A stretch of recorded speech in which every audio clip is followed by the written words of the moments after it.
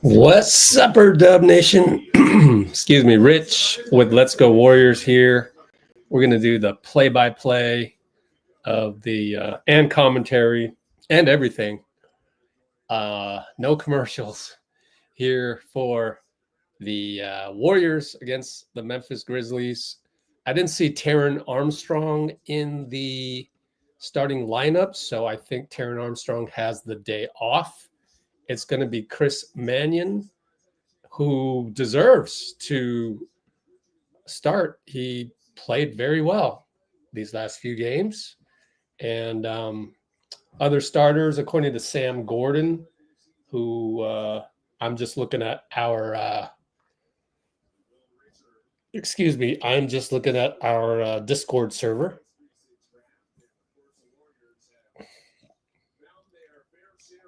And it's Alex Toohey as well will start. Will Richard, Jackson Rowe, who got the did he play last game? I don't remember him playing.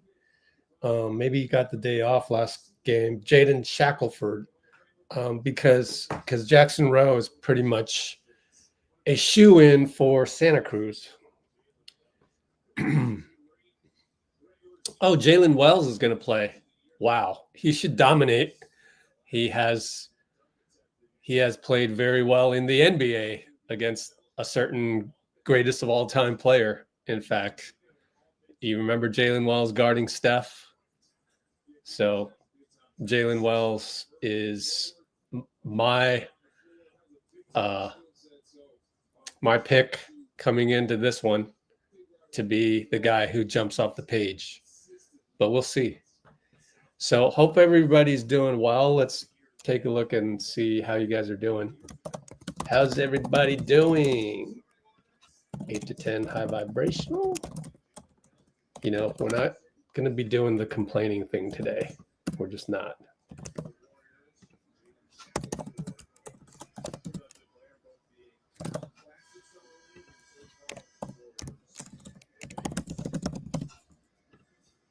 I could have took this time to tweet out the link, but we're not about to tip off.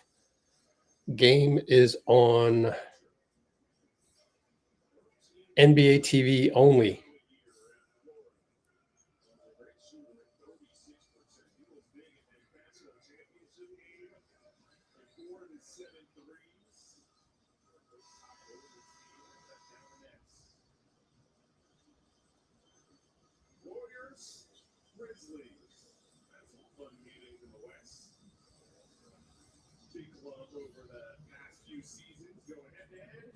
Memphis wins the tip. Here we go. Up top, Toohey guards the point guard. Over to number 24. Kick it back out to Toohey's man. Pretty good closeout. Jackson Rowe post defense. Knocks the ball away. Good job by Jackson Rowe against a bigger player in terms of mass. What is that? Can barely read his uniform, but number 0 at the baseline. Oh, nice pass. Mannion wasn't ready to defend that one. Good whip of a pass down low for an easy bucket. Mannion's going to play the point for this first set. Shackelford looking left side. Post up Toohey. Here we go. Left post. Nothing there. Over to Jackson Rowe. Catch and shoot. No good. He's got the little fling that he likes to launch with. And touchdown pass thrown out of bounds by Grizzlies.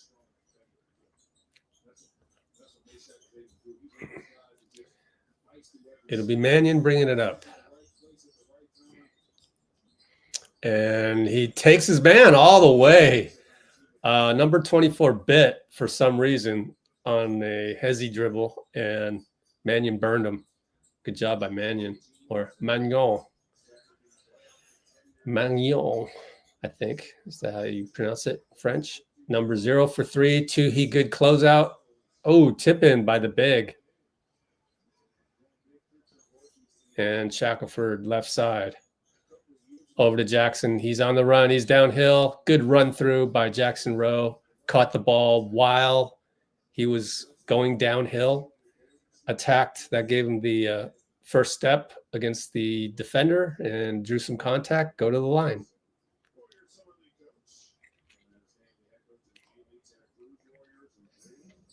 So we got free throws for Mr. Rowe. Jackson Raw is his Instagram handle. Missed the free throw. Yep, the announcer just said he didn't play Sunday. So my eyes and memory did not deceive me. Free throw, no good. 0 for 2, man. Here they come. Left side, post up Toohey. It's a shovel pass, switch with Rowe. Can't get 2 times. Corner 3, Jackson Rowe can't get there in time. 3 ball good. Jalen Wells. Magnon getting a screen from Will Richard. It's a bad screen. Let's mark that down as a mistake. 7:59 to go. First quarter.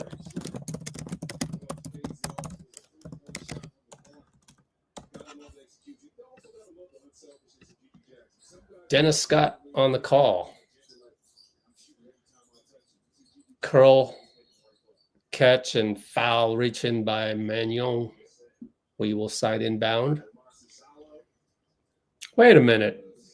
Tomas Izalo is coaching the Summer League team. He is the actual head coach of the NBA squad. That's interesting. He's going to get his reps. 24 from 3, no good, and their big gets a rebound. 2, he blocks it. Goes right back in the hands of the big, and Will Richard helped out to knock it out of bounds.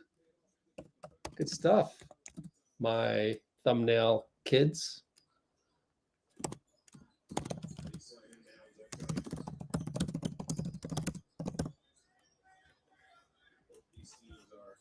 They're always in my Summer League thumbnails because I don't know them as well, and so I hope they play well. I had Taran Armstrong in there as well, but up 3 ball catch and shoot by Memphis on the closeout by Toohey. Shackelford can't get it in, gets it into Manuel. He's got the big on him, so he's trying to turn the corner, goes between the legs, reverse. Jackson Rowe handoff, gets it back from Jaden. 3 ball line drive, good, swish. We're now only down 10-5. 2 games ago, we were down 12-2 right out the gate, and we were just down 10-2. Now it's 13-5. 3 ball catch and shoot. Another one from Memphis. Jackson Rowe, left side, Will Rich attacks Jalen Wells. Great matchup for him tonight, by the way. Magnon, back up top, Raw. Jackson Rowe takes the big. Bye-bye. Left delay. We're down 13-7. And it's a pull 3 from number 24. Shackelford, good save. Saved it to Will Rich. And he gets the ball back. Jaden, flare screen with Will. And, goes up at the opposite direction. We got a couple kick sprays. 1 more to the corner. Jaden for 3, no good. Magnon, rebound, and it gets stolen, and it hits the line. He wants a foul. Ref said, not hit the line. Warriors ball, baseline inbound, 6:07 to go. I'll get to your comments at the break. We're going to sub 5 out. Both teams sub 5 out. Is that a thing? That's crazy. Actually, Magnon stays in the game. So does Jalen Wells. So sub 4 out. It's almost like Lane Wilson and Tomas Izalo got together and said, hey, let's sub 4 out of 5 out. First subs, huh? Agreed? Gabe Madsen, who played very good last game, deserves a contract somewhere in the world. Magnon stolen. 94 feet, 2-on-1. Good hustle back, Madsen, but he fouls. So we'll get a couple free throws. Here's my answer.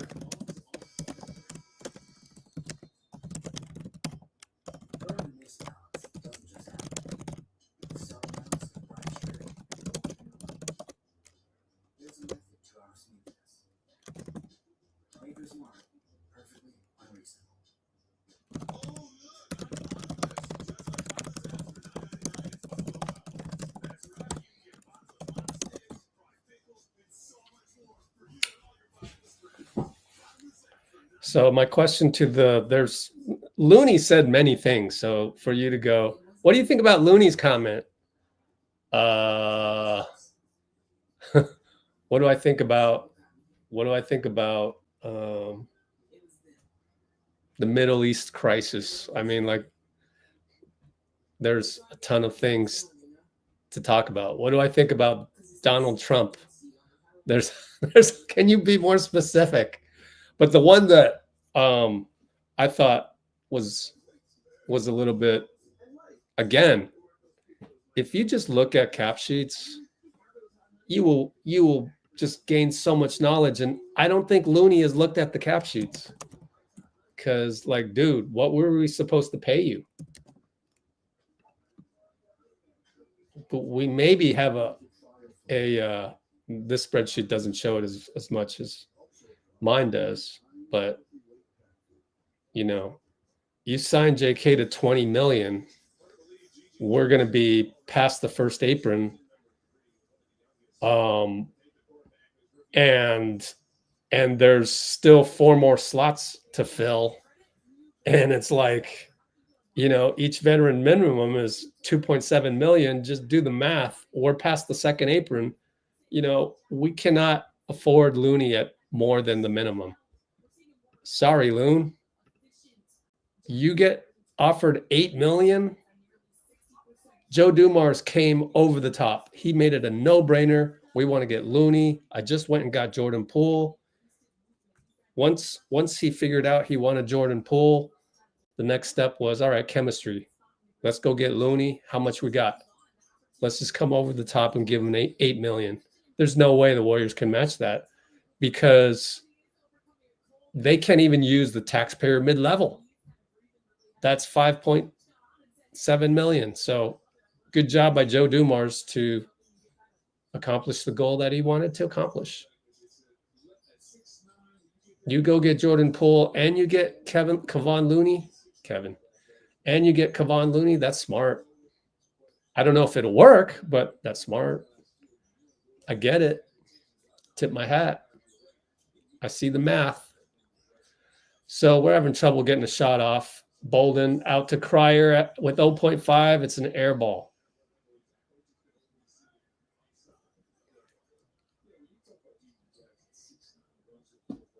It's going to get ugly tonight. I might snooze a little bit. It's summer league. I was talking to a Warriors reporter today. By the way, Jalen Wells down the right side, blocked by Bolden. Well, I think Jalen Wells underestimated Bolden. And at the same time, anytime you drive to the paint in the summer league, it gets dangerous, a little bit more dangerous than the actual NBA, because guys are wanting to collide into you with no regard. Magnon, good defense out to Gabe Madsen's guy. Good closeout. Fadeaway air ball. Rowe with the rebound. Left side, handoff back to Rowe. Back up top, reset it to Cryer, who's wearing the Harrison Barnes 40. Crazy. Gabe Madsen, kick it to Barnes. Tic-tac-toe to Bolden. What a pass by Delaunay. Yeah, Delaunay, the Frenchman. He gets crossed over, kick it to Wells, 3-ball, splash. I told you, Jalen Wells is going to jump off the page today. Too athletic, has NBA experience. Bolden corner, back out. Delaunay, pick and roll. Double kick, Madsen, ooh, spin kick. And Delaunay, I know I'm pronouncing that wrong. Delaunay, let's see. Box score. Delaune. It's like Janelle Saloon, but you say it all at once. Janelle Saloon. Leopold Delaune. Damn near impossible to pronounce that correctly. Toohey, double between the legs. Elbow pass, 3-ball by Delaune. And he gets fouled. Bad foul by Memphis. It is this. They're going to look at this as a landing spot. Very dangerous closeout, as you would expect in Summer League, where people can't control themselves and they will do extra physical things. So this will take forever.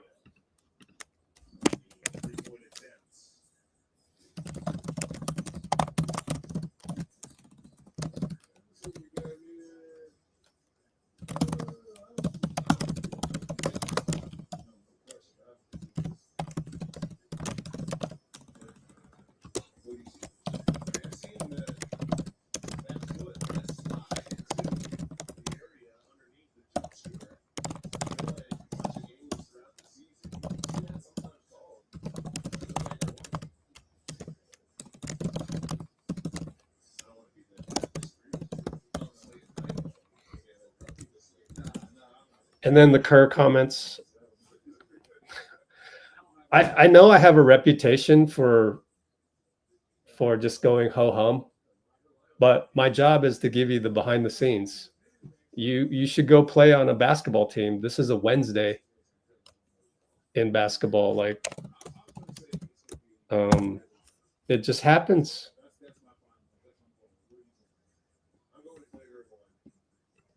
Steve Kerr doesn't trust you. How many times when I coach my Asian American team, how many guys did I make feel like I didn't trust them?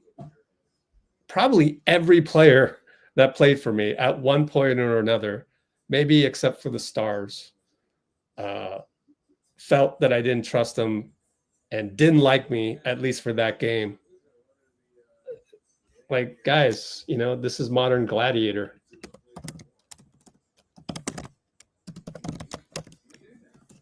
So NBA equals modern Roman gladiator.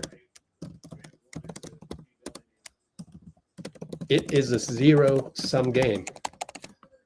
Does that make sense?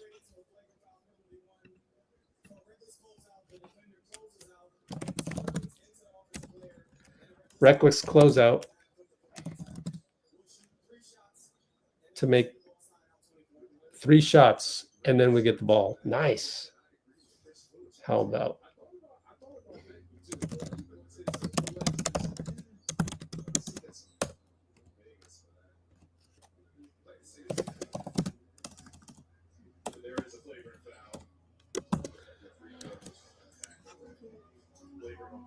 Loon to the line.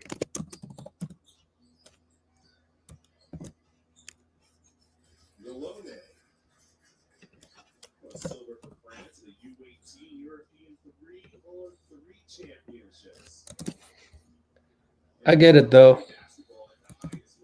I'm always the guy that's trying to make sure you're not angry at the Warriors.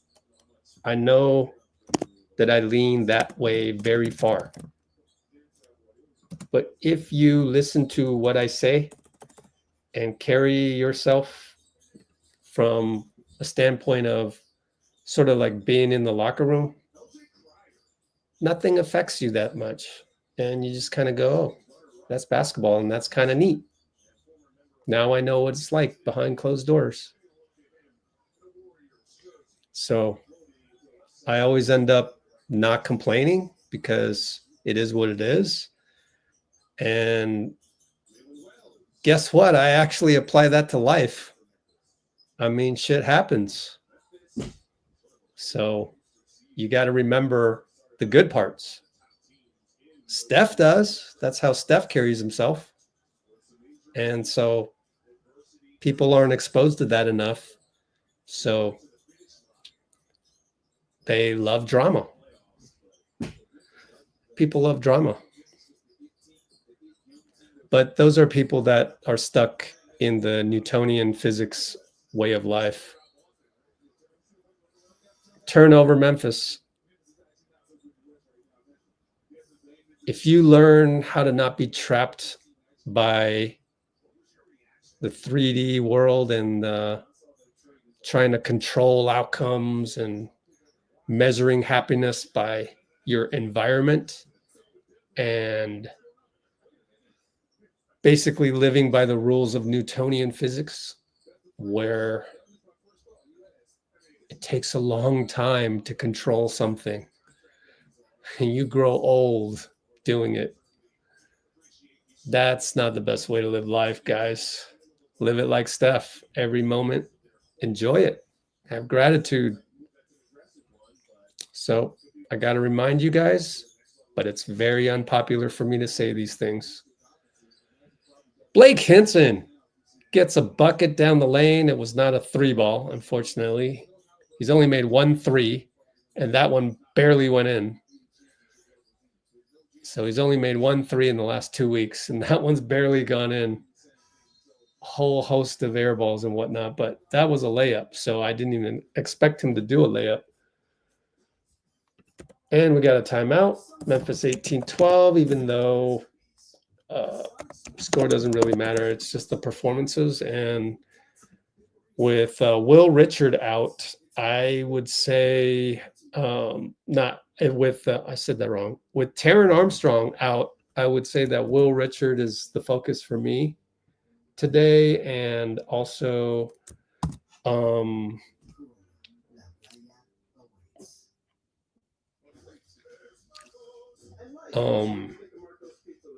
Toohey, I hope Isaiah Mobley plays, but he might not. And I think that's it. Now, also, I do want to talk about the one thing, the Looney thing, talking about Steve and them. Don't forget, I said the same thing, right? On one hand, I'm going, let's not get too dramatic over this. The other hand is when I'm actually evaluating all of this. What are you doing? But with the NBA app, you get real-time stats and highlights while you watch all season long. We're talking exciting plays, buzzer beaters, and behind-the-scenes access to the league's greatest stars. Well, Kerr's fatal flaw cost the franchise. I already told you. Kerr cannot coach the team while looking out for the cap sheet. He can't. Not many people can, though.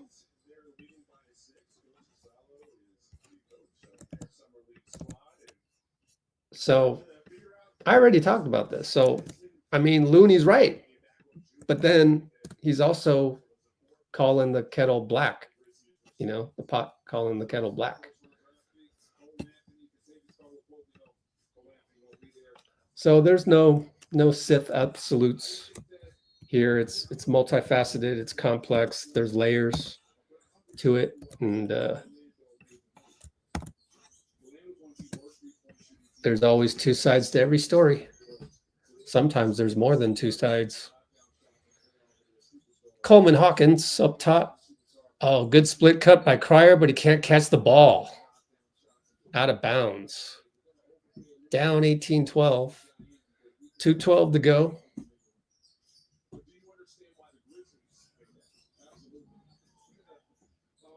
And Memphis drives on Cryer.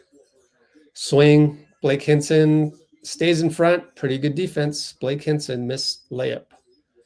Coleman Hawkins left side over to Jules Bernard. Gets in the paint. Scores. Jules Bernard looks good. Yeah, I'd love to see Jules Bernard against Chris Magnon matched up against each other in a pickup game because they're very similar. Excuse me. Good rebound. Coleman, lead pass. Oh, we can't catch it. Just didn't run fast enough. Jules Bernard could not catch it. It's going to go as a turnover to Coleman Hawkins. However, I thought it was catchable. Will back in the game. Toohey is in. Cryer comes out. Barely played. Will Rich guarding the point. Oh, bounced off of his screener, went back to him. And then he throws it right at Toohey. That's a gimme steal. I won't praise that one too much. And he gets it knocked away going 1-on-3. What are you doing? Trying to go 1-on-3. 3-ball good. As they work it around on the break.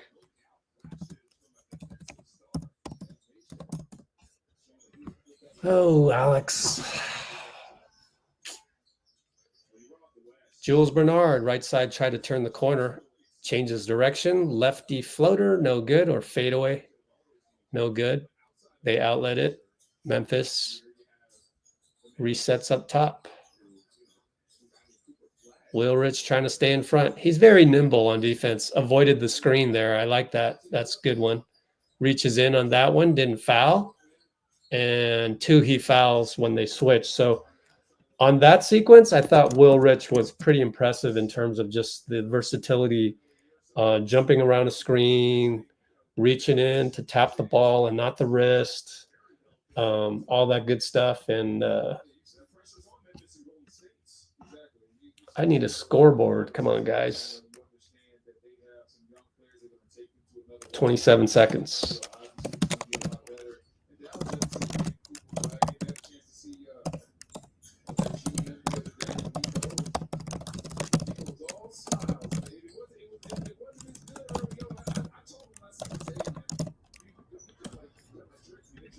I will answer your question in a moment. Palmetto. Second free throw coming up. Memphis up by 9 now as he makes it.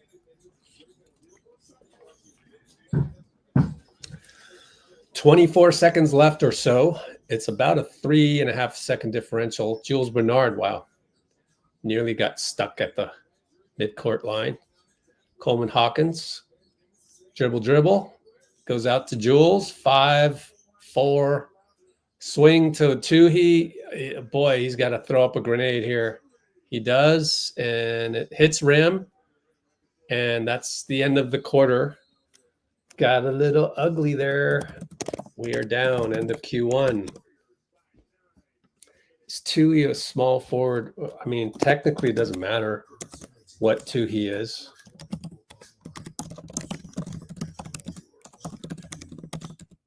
Didn't I say trade?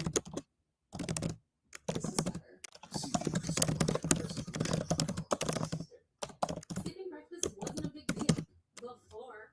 I got you. But now, with the honey bunny chicken nuggets, so you'll never skip breakfast again. If you're smart. Breakfast for $1? Gotta be like these.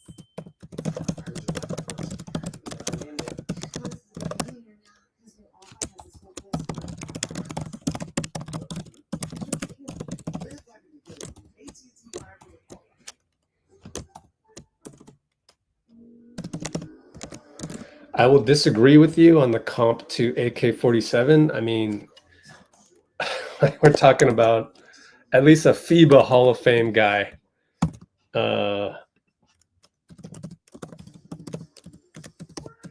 Is Toohey a 3 or 4? Like, I mean, who cares? Does Toohey get the ball to Steph Curry? That is the question. Does Toohey stay in front? Does Toohey pass the ball and play 0.5 basketball even when Steph's not there? Does Toohey get the ball to Jimmy Butler in the right spot and then move the right way? You know, all of those things. It doesn't matter if he's a 3 or a 4. The Warriors kind of make that irrelevant now. But on defense, I think it just switches back between a 3 and a 4, depending on who we need him to cover. And I would probably, first of all, I don't think he makes the main squad. He's just not good enough. And he's not athletic enough. He's not quick enough. that's to be expected. He's the 52nd pick. So you go to Santa Cruz, no big deal. And so, yeah, AK-47's on another level. And I mean, Toohey's even smaller than Kirilenko, and just can't do the things that Kirilenko can. So that's a way out there comp. Blake Hinson finally hits a three smoothly. The only three he had before this, as I said, was trickled on the rim and fell. That one was a swish. And they work it around. Blake Hinson couldn't get there in time. 3-ball catch and shoot by Memphis. Jaden will bring it up. Jackson Rowe trying to set some picks for him. I need to see Taran Armstrong one more time as well. His last game, not becoming of a point guard. I mean, you cannot get pressed like that in the backcourt and make it so hard on yourself. Maybe he's just not athletic enough. We worked it around a million times and didn't get a shot off. Jackson Rowe says, my bad. But honestly, Memphis, more athletic than us right now. And very disciplined, of course, because their NBA coach is coaching the summer league team. And yet that's why Memphis is up by 9. They're definitely the better team. We don't have the personnel to beat these guys tonight. So we'll see. They got GG Jackson in there. I love GG Jackson. Cam Spencer is 24. I didn't even realize that. He gets a shot off and fouled by Hinson. Yeah, I mean, I didn't even know who these guys were other than Jalen Wells. I mean, this is a summer league championship team, I think. Because they got 3. The big 3 is Jalen Wells, GG Jackson, and Cam Spencer. I wonder what their record is. Let me see if I can find it. Summary. Who knows? Maybe they've lost a game. Wow, they're really not going to show me the records? Oh, well.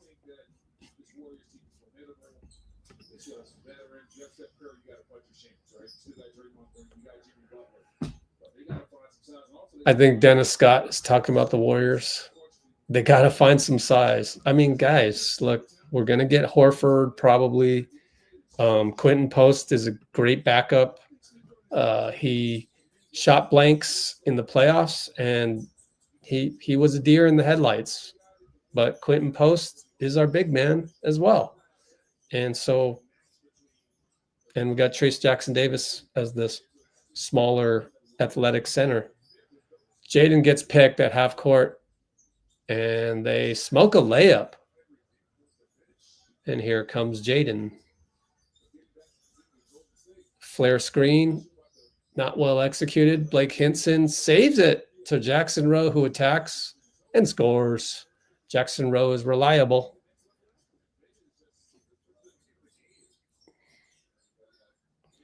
Crossover for Cam Spencer, lefty goaltending. Marquise Bolden couldn't help himself.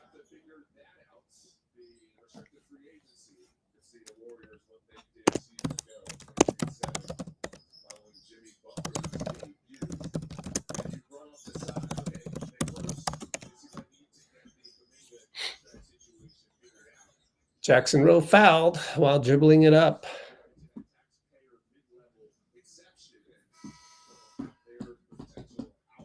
Will Richard back in the game. Marquise is going to come out. I feel like Isaiah Mobley is not playing tonight. So I wonder who he came out for. We're looking at the Warriors depth chart.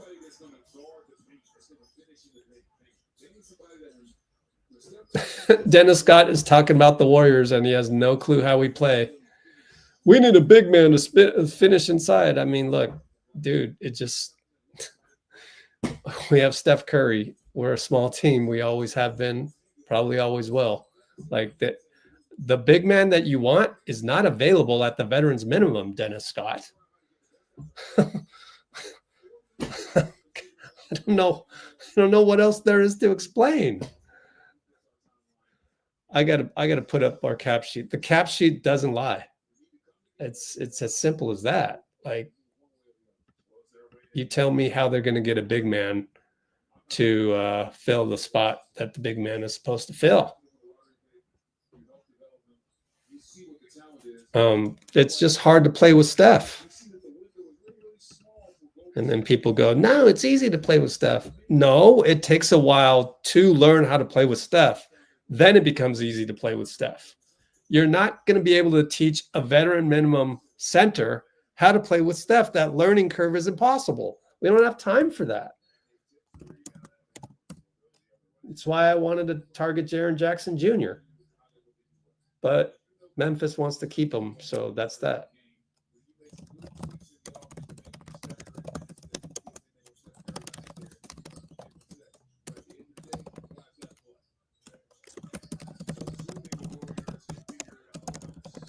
Magnon to the hoop and gets fouled. Nearly made an and one, but couldn't do it.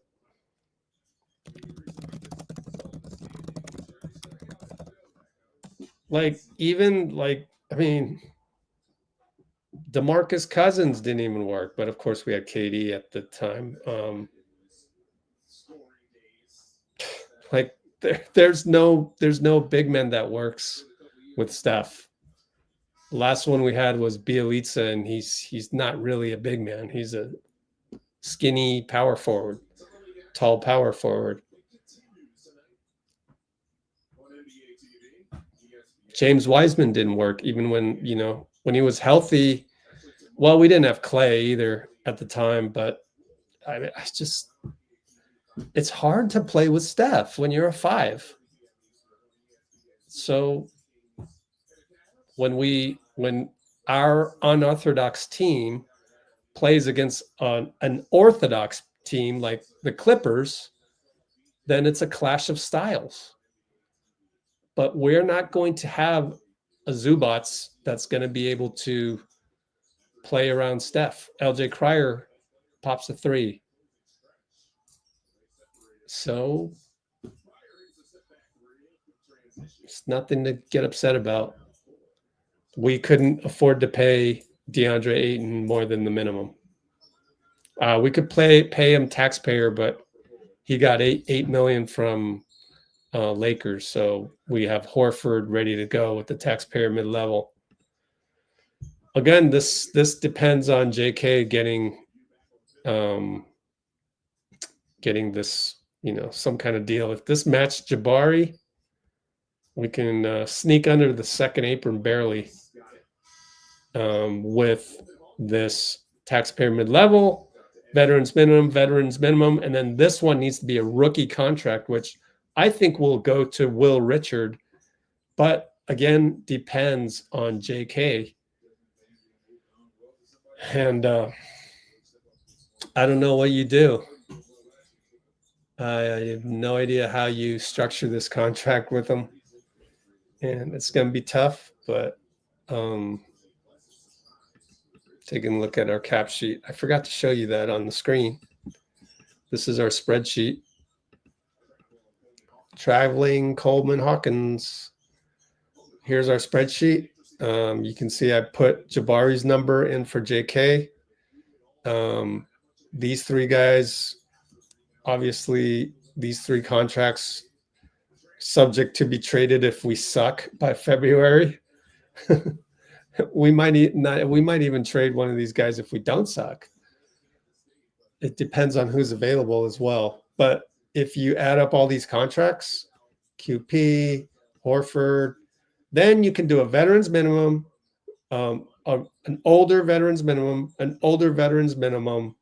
then you need a rookie right here at the 14th spot. So I don't know how you get another big man in there at the price you're paying for Horford. Horford is the best quote unquote center that you can get out there for the price. We are down by 6 only. Timeout, as nobody is doing anything that pops off the page. 5:16 to go, second quarter.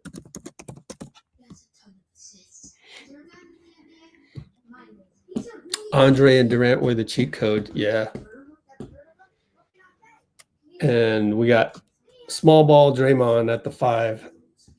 So we are very unorthodox, and people like Dennis Scott want to make us more orthodox. I'm sorry. It just, that combined with the cap sheet does not equal the ability to find a big man that Dennis Scott wants us to find.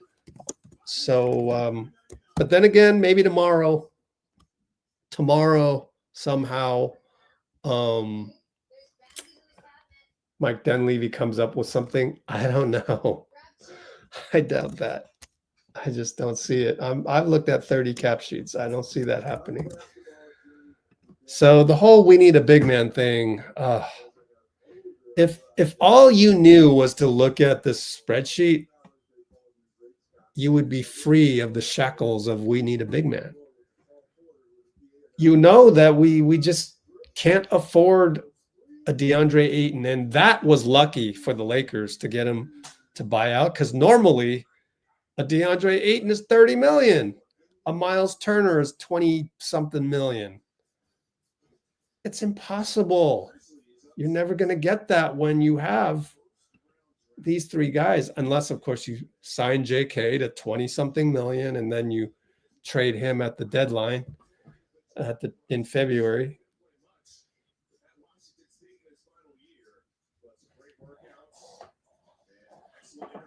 So I don't know. That's the problem, is when you're calm like the people on Let's Go Warriors, that doesn't drive clicks and it doesn't really drive engagement, but we try and share the love of the Warriors and maintain the love by understanding the cap sheet and understanding what happens in the locker room, the game of basketball, and just behind the scenes stuff that we find. Even the Looney behind the scenes interview, that one, it's good information. It's good. I think it more so reinforces what we already know.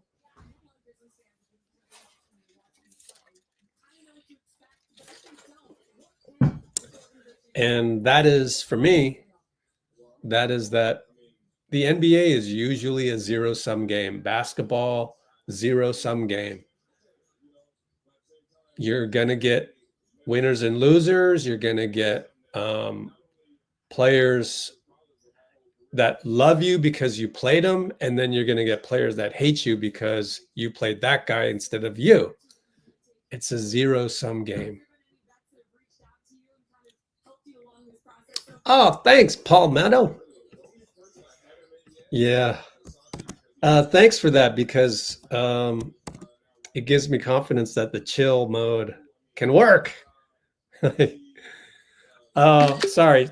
Toohey gets it stripped again. Oh, man. I mean, I'm trying to root for Alex, but there's a lot of holes in his game.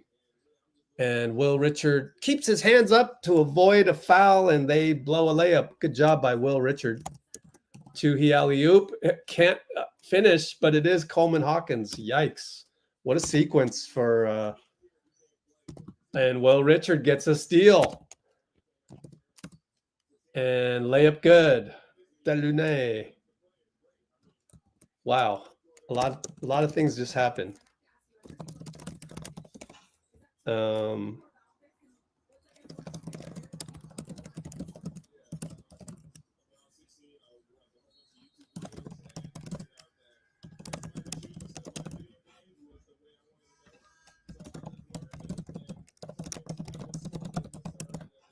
Now, despite my criticisms of Alex Toohey's game, it's definitely not good enough for the NBA.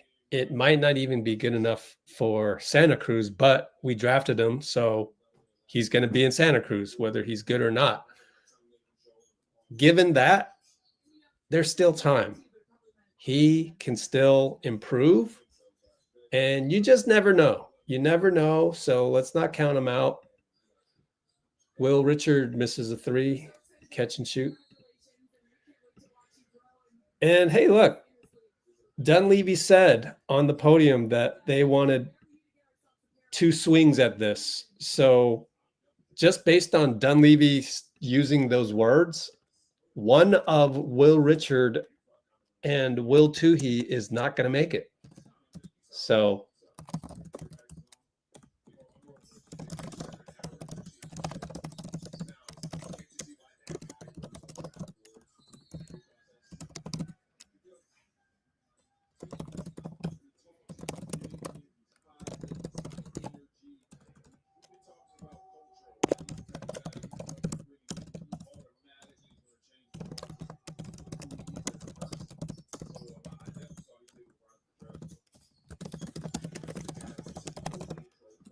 LJ Cryer easily breaks the press over to Coleman. Nice pass inside. Delaunay over to Will Richard. Way to move open Will Richard as his man fell asleep. 3:03 or 2:58 to go. Timeout.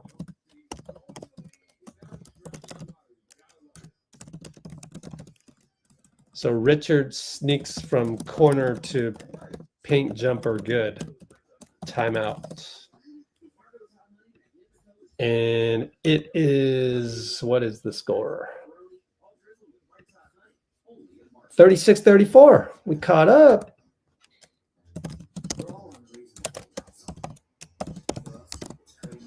Q2, 258. Bruce is in the house. All right. Bruce versus Dean Chambers for the comment crown. SnaXxz in the house. What's up? Old Budweiser commercial. What's up? Well, I'm starting to get a tad bit bored with the basketball, even though Will Richard has had a few good sequences. So I will now go look at the Discord. Pull up the Discord and pray for some good content. Probably not, because all we got is Summer League. Oh, QP. He's there again. I've said before that I think it would be too dangerous to play Quentin Post in this Summer League. Like, people just throw their bodies around. It's like you could easily get hurt in Summer League. And it's just very sloppy. Oh, Davidson men, huh? Davidson basketball IG. Oh, let's not play that music. Oh, they're at Sacred Heart Prep. And Steph is there with Kenan. Ooh, I wonder what that t-shirt was, guys. I got to pause it there and come back. Can you guys read that? I don't know. Let's go back to the game. We'll come back to that window in a moment. Turnover, Warriors on the break. Delaunay probably fouled. Nothing there. And Gabe Madsen puts it back. Way to go, Gabe. Gabe he deserves a contract. I just got to say, somewhere in the world, let's get Gabe Madsen a contract. Obviously not the NBA. And also, he'd be good for Santa Cruz to help us win games there. But maybe go make $1 million somewhere else, or go make 700 or go make 800K somewhere. Maybe. I don't know. I don't know what the contracts are. Even in Korea, like, you can make like a good 100K. At least that was like 20 years ago. So you'd imagine it's better now. I don't know. I haven't talked to an agent in eons, so I don't really know. Madsen again. Oh, he scores inside with the spin. I like Madsen, man. You know what? Madsen has been, I'm going to say Madsen's been the best Summer League player. That doesn't necessarily mean I want him on the team, right? I want Will Richard on the team. I want him to have that 15th or 14th spot with the rookie contract, assuming JK gets paid 20-ish million. Now, if JK takes the qualifying offer, everybody rejoice. It'd be like, wow. Well, but that's a short-term gain because then we can get under the tax. But they've been saying that we're going to get Horford and Melton anyways. So we'll have some extra money to play around with. I don't know who we give that to. I mean, like, who else is left on the open market? You know, like Russell Westbrook or something, or we could pay Damian Lillard more. He'll definitely come here. Actually, I do want to talk about Damian Lillard. Let me save that towards halftime. And the other thing is, Dean, do you want to hop on?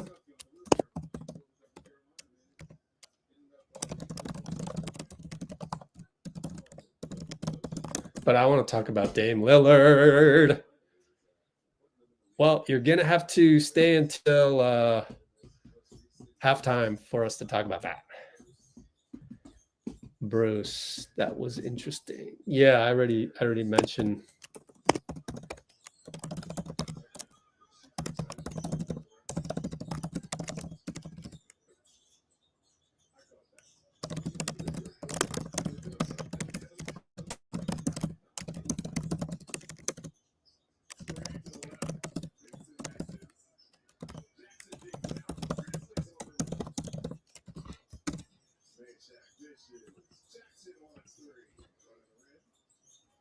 Still shackled. Wow.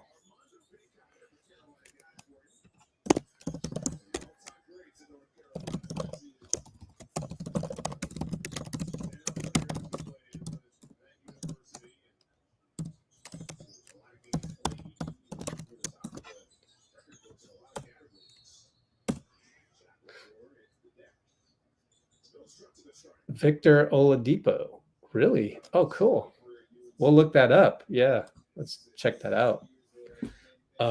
Let's check that out on our Discord and then also on Twitter itself. Although I don't like to log in on Twitter from a browser, so we'll just search on that offline. Jaden Shackelford on the line. Hit the bucket. Jaden Bruce Morrow Ford.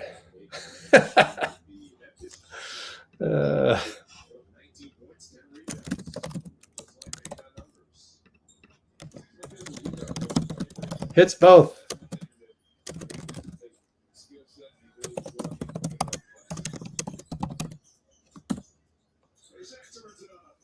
Memphis hits. They're in full court press. Cam and Jalen Wells ready to look at Gabe Madsen. He just dribbles and spins and gets out of it. Like, I like Gabe Madsen, man. Yeah. Just that one little subtle move. Like, you don't think he has it. Oh, bad screen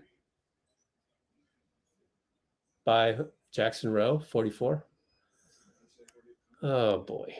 How much time we got? It's already halftime on the box score. 11.8.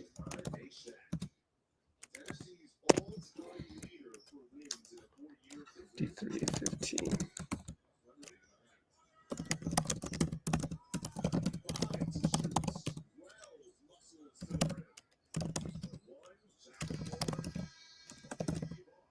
All right, we have heard the buzzer now. And it is halftime, and it is, I need to make some notes here.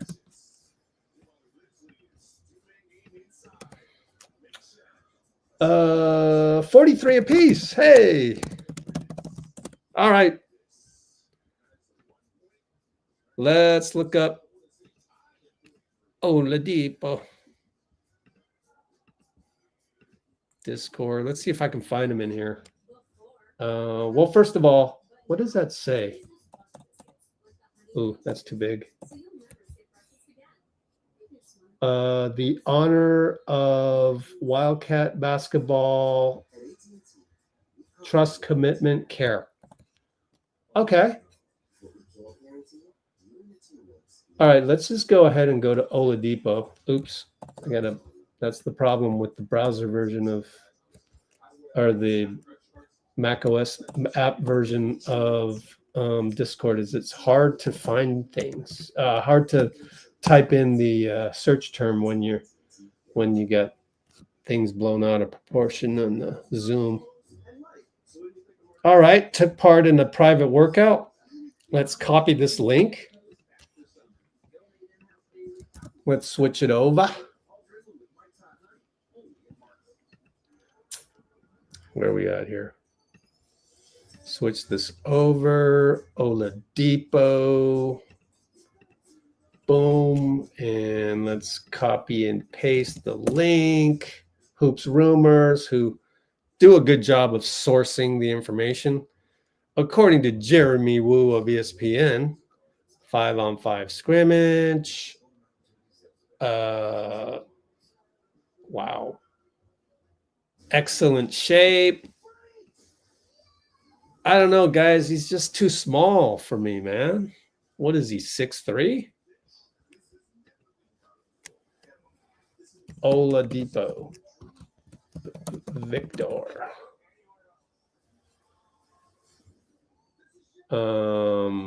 Man, he didn't show his height. Basketball Reference. Let's look at that. 6'3", yeah. It's too small. I don't want him. I don't want him. I'd rather save the spot for Damian Lillard. Now, speaking of which,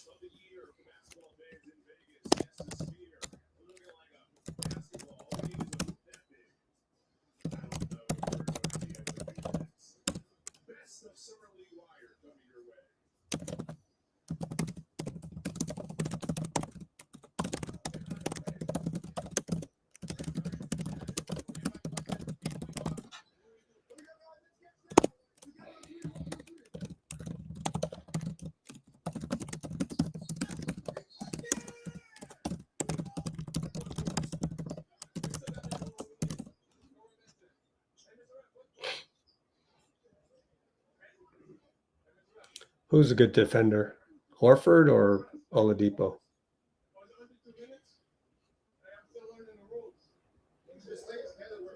Stay away from injury guys like him. Yep. Okay. Now, let us talk about Lillard. Now, talking about Lillard. You know what? Here's what we're going to do. I'm going to call his AAU coach right now. And that's what we're going to get. Let's see. I don't know that he'll pick up, but I'll call another guy that runs that ran the gym where I used to run my Asian league back in the day, and Damian would show up. I didn't know who that was at the time, but the gym director told me this. So should we tell him that I'm live? Oh man. I'll keep it discreet in terms of I won't embarrass him or anything, and I'm not giving away his name. So Dame Lillard talk at the 57-minute mark. Let's call my guy. I can't even remember his name. Shoot. That happens. You get to a point where you can't remember. So let me search Dame. I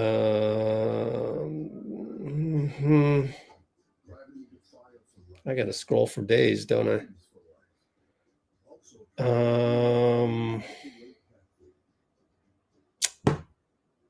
Holy smokes. All right, let me call the gym director first because I remember his name totally. But it's going to be embarrassing if I talk to him and I can't remember the original AAU coach's name.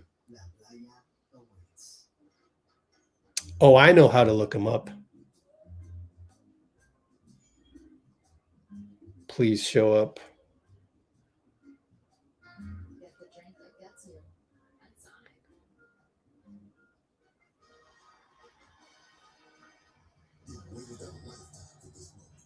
Sorry, guys. I just drew a blank. I don't know why I'm drawing a blank.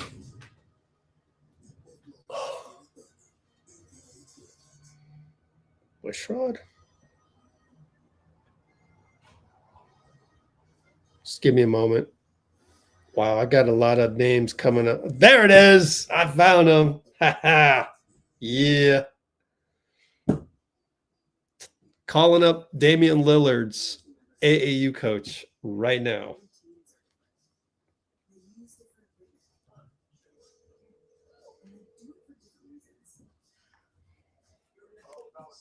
Hey, Mel, Rich, Dream League. How you doing? Hey, I hope I'm not bugging you, but I was wondering, what's the chances of Dame coming to the Warriors?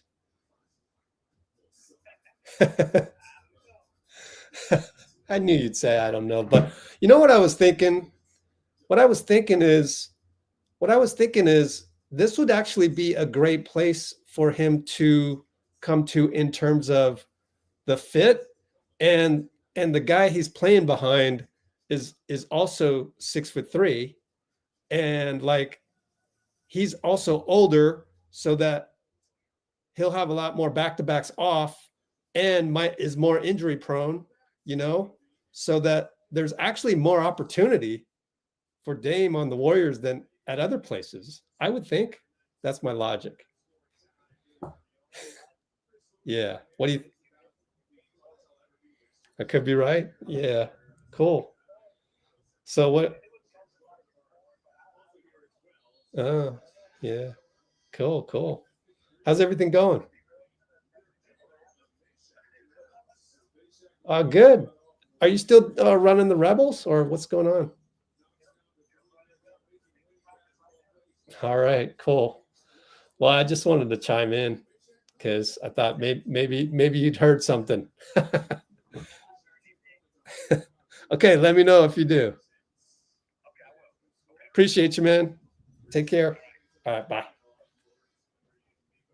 That was pretty fun. Yeah. Let's talk to the gym director. So that was Melvin.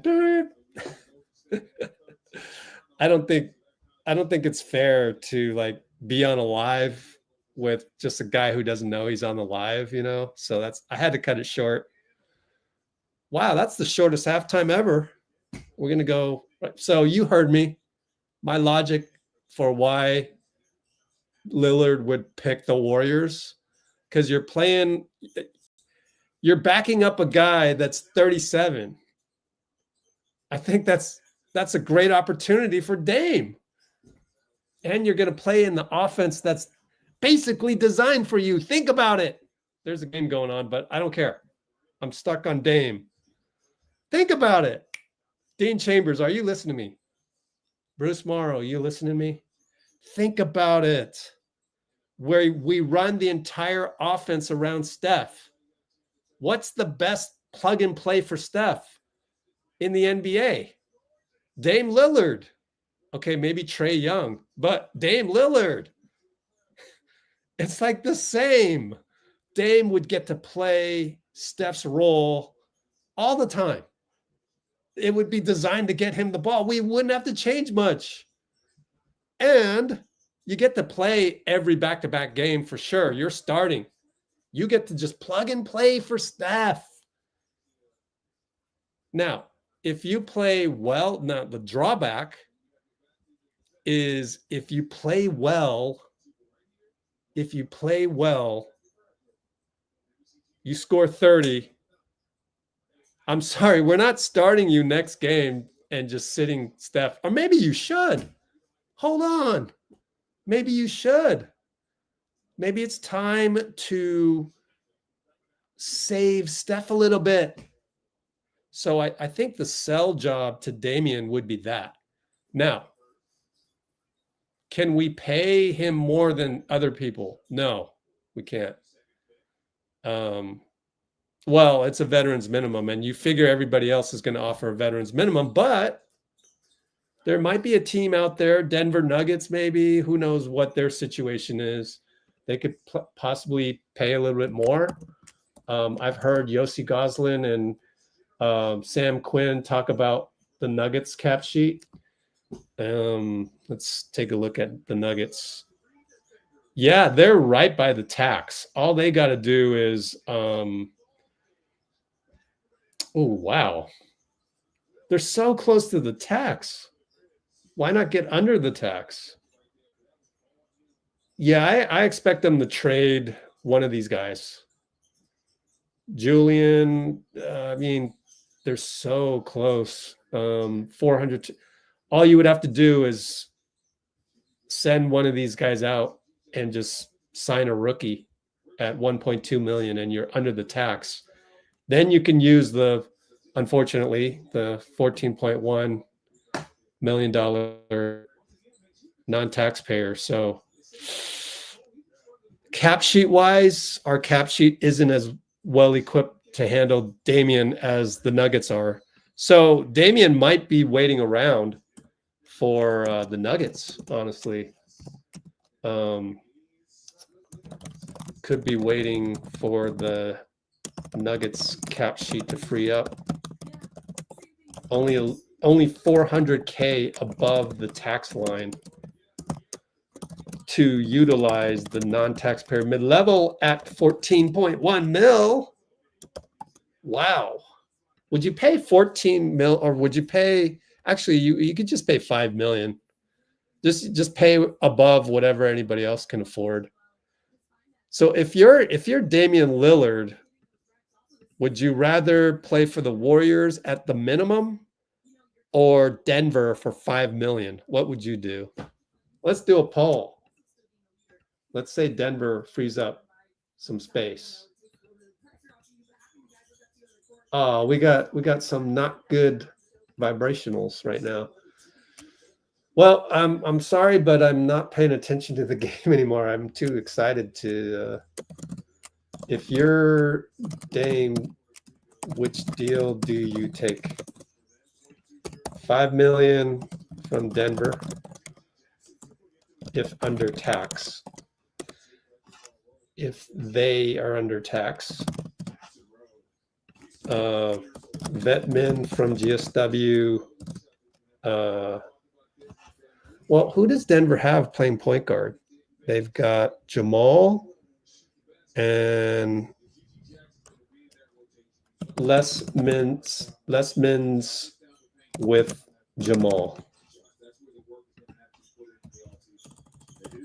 More minutes than Jamal. Let's say you get to play more minutes than Jamal, because Jamal is playing back-to-back. And they got Christian Brown. CB. Vetmin. I need one more space. Vetmin, GSW, more mins than him and Christian Brown. I don't know. Maybe abstain. Bruce will pick Denver. I like Kuminga, and I believe. Well, I'm glad there isn't, hatred for Kuminga like there is all over internet right now. So glad you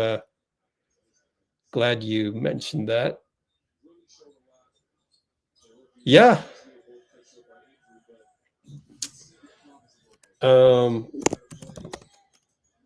So we can have him next season, but there's talk that Dame could possibly come back as early as All-Star Weekend. Achilles is not as bad as before. I don't know.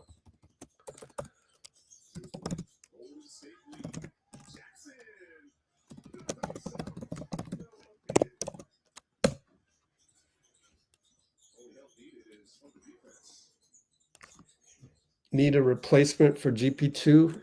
Well, I mean, so who else you got besides Melton?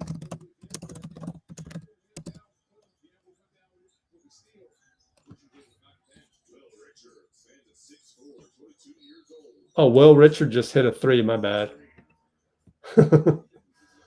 Horrible of me.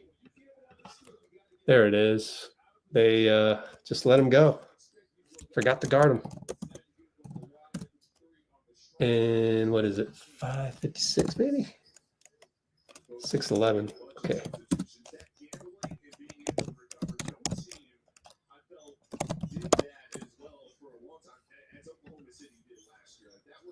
Who else you got besides Melton?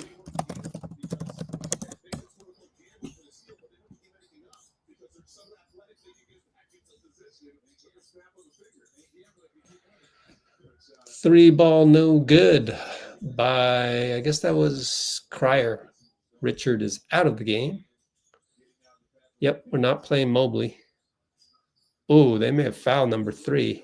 I guess not. Jackson Rowe, Madsen, alley-oop. Oh, threw a duck. Turnover.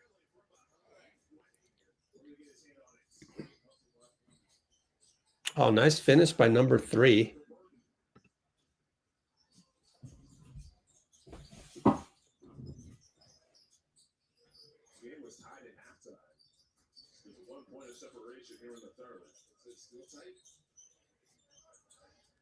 Pick and roll. Loon. Bolden. No good. Got his own rebound.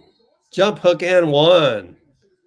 Bolden doing stuff that we wanted Mobley to do, but he didn't do last game and lost his chance because it is Marquise Bolden. Although if Mobley had played awesome, I still think he would have sat because we're kind of doing the switch around rotation. We're actually up, by the way, the whole time I was talking. Maybe I should just talk about other subjects more and we'll win. Buyout Marcus Smart. Okay, here's the problem. Is a buyout realistic? He is on Washington. So, like, just because everyone else is doing a buyout doesn't mean Washington should do a buyout. Actually, there's probably no reason for them to do it. Is he on Washington? Yeah. 21 million? Wow. They would forfeit that. How's the buyout situation work with who else got bought out? It's on the books though, so it's a wave stretch. Yep, it's a wave. Like again, I mean, cap sheet 101s, like a team is not doing a buyout when they aren't desperate to change the roster. Washington is not doing that. I'd be shocked. I'm just going to go with that. I'll die on a hill or whatever. Actually, there's no hill. Like, anybody who looks at this cap sheet is going to go, why would they buy out Marcus Smart? That doesn't make any sense. That means you're going to waive him, and you're going to have 21 million dead cap, which you can stretch over 3 years. So you're going to have 7 million dead cap over 3 years. Why would you do that to yourself? You would do that to yourself if you're Phoenix, because you're desperado, and you know that Beal just doesn't. He's not a winner. He doesn't work, and we're desperate. We need ways to change the roster, and we'll take a hit. Who else took a buyout? I can't remember. Which players took a buyout in NBA summer 2025?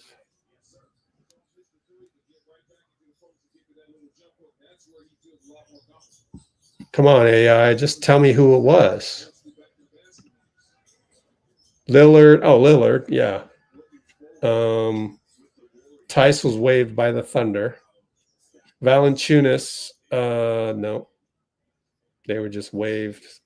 Yeah, there's nobody else. Like, Milwaukee and Phoenix are desperate, so that's why they did buyouts. Washington's not desperate. They're just rebuilding.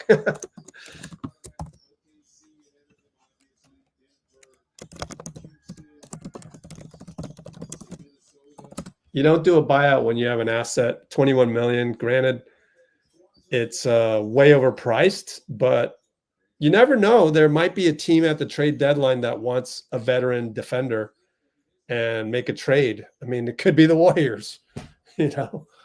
You never know. Trade Marcus Smart for Buddy and Moses at the February deadline if we suck, something like that. But Washington is not going to just waive that roster slot.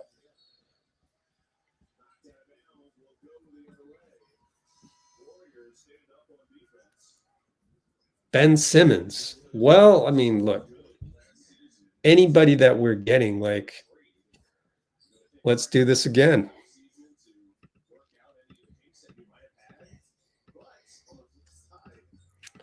I'll turn the volume up a little bit so I can, just in case we do something amazing. Okay. Oops. You're looking at my DMs by accident. I got nothing to hide. And I don't really stay on Twitter anyway, but JK stays. This is the JK stays scenario, right? Spreadsheet.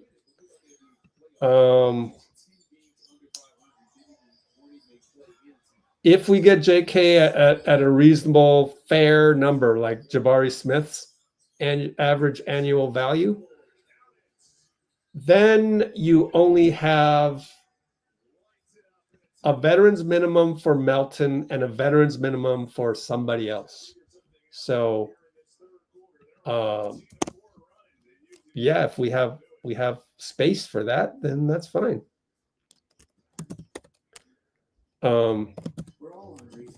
My hope is we get Melton and Dame for those 2 available older vetman spots.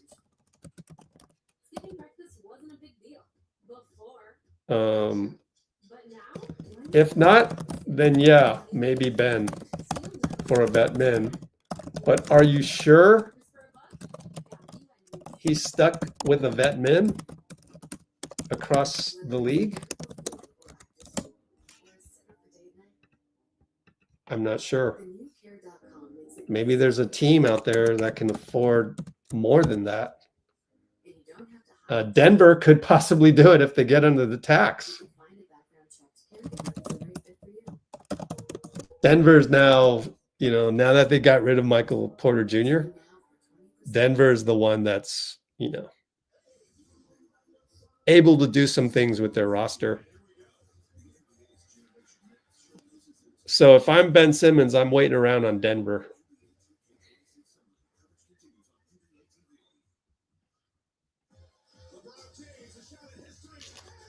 Horford can give us 13 and 7 boards. Yeah, he doesn't even really need to do that. He just fits. He makes clutch threes. He can go 0 for, the whole game and then hit.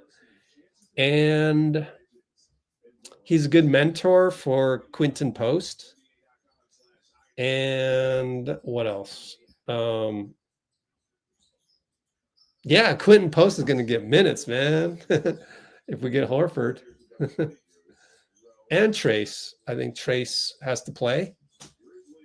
A lot of young guys have to play. We have to relook at how we manage the 82 games.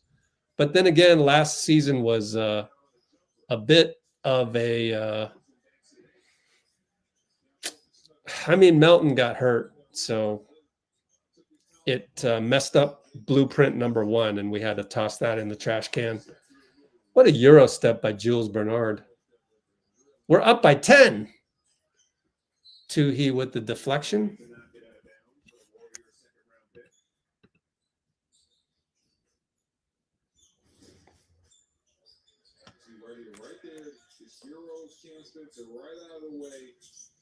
I forgot what I just talked about. I was talking, not in the game, but just talking about roster stuff. Now I can't remember. Let's see, Ben Simmons, and then what I talk about. Anything? Oh, Horford playing and Quinton Post playing.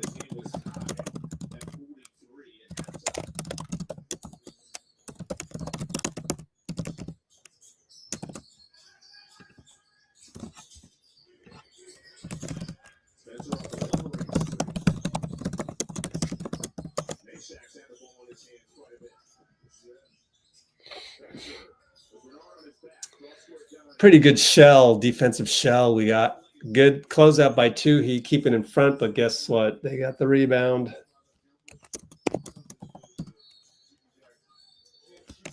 Oh, VJ Edgecombe, his name hasn't been called much.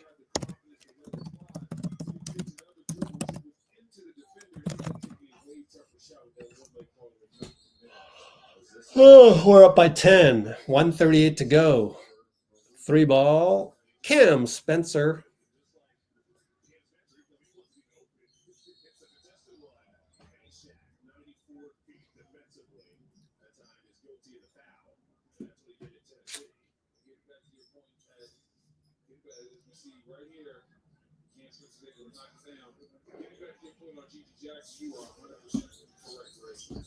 Oh, Denver. Denver did well. Got off that MPJ contract. That's pretty good. Really freed up a lot. Kuminga should watch. Yeah. I don't know. Kuminga wants to be him, so.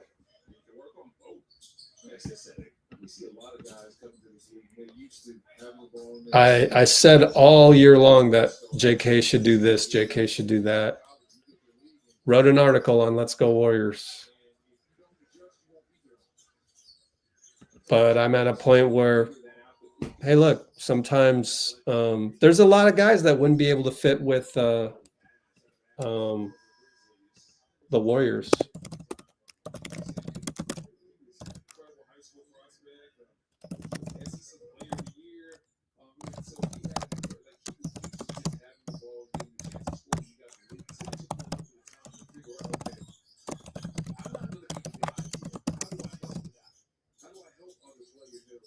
What is VJ Edgecombe's age?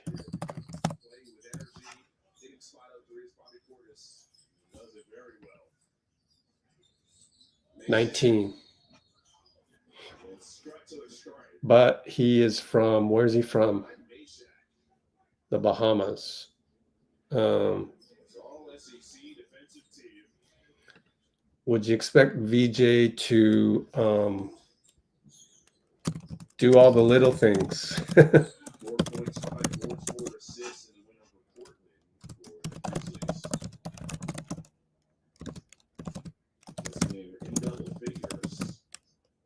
Grizzlies have 3 players who've scored 10 or more. Was a 72% free-throw shooter his final year with the Volunteers. So I always am sort of the contrarian, and I'll make up excuses for you not to hate people. So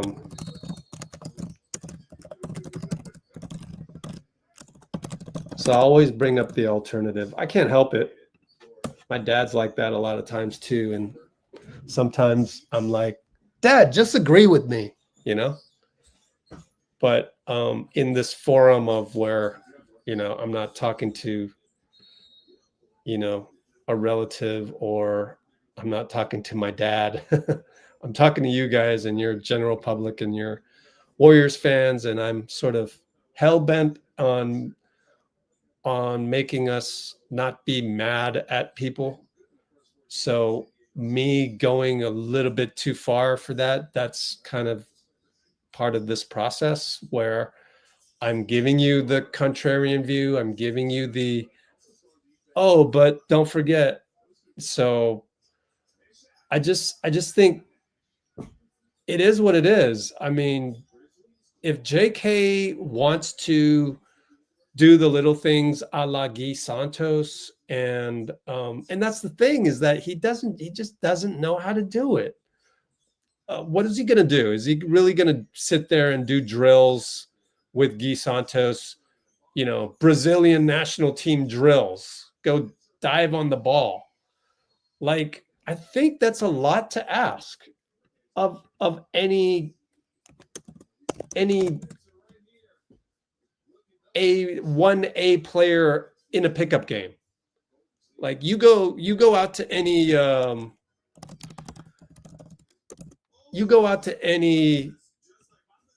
playground in America, and you go pick out the best player in that pickup game or that rec league game, the guy who is scoring 40, or as we saw last summer, or was it 2 summers ago now, I can't remember, GP2 brings JK up to Seattle to play in the Jamal Crawford Pro-Am, scores like, what, he scores 70 or something like that, something ridiculous.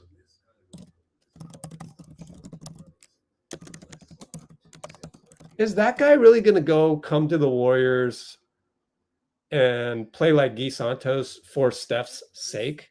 Right? I mean, let's give a baller a break.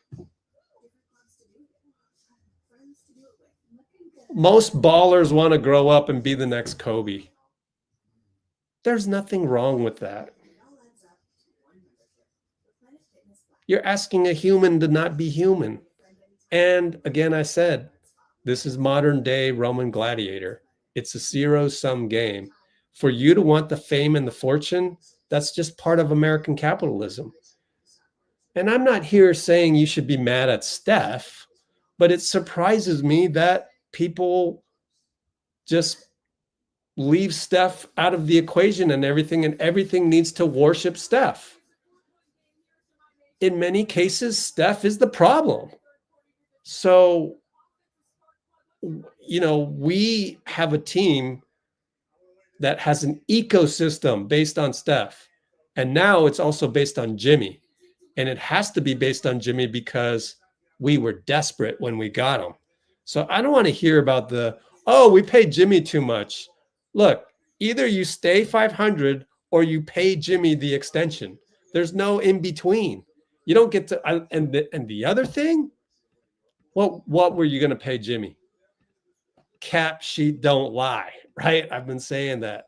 That's going to be the title of my next podcast / article if I get around to it. I don't like writing stuff, so the article. Okay.